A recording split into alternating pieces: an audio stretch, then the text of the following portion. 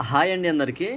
So, మీరు ఏ business జేస్తున్నా కూడా మీరు మీ మొబైల్ ఫోన్ యూజ్ చేసుకొని బిల్లింగ్ చేస్తున్నట్లయితే, మీరు మీ మొబైల్ ఫోన్‌లో యూజ్ చేస్తున్న సాఫ్ట్‌వేర్‌లో ప్రింట్ ఆప్షన్ ఉన్నట్లయితే, మీరు ఈ మిషన్ యూజ్ చేసుకొని ఆ బిల్ అనేది ప్రింట్ అయితే తీసుకొని కస్టమర్స్‌కైతే ఇవ్వొచ్చనమాట. నేను ఈజో బిల్లింగ్ ఏదైతే ఉందో, ఈ కంపెనీకి సంబంధించినటువంటి ఆథరైజ్డ్ పార్ట్నర్ అంటే డిస్ట్రిబ్యూటర్ అనమాట ఫ్రమ్ హైదరాబాద్.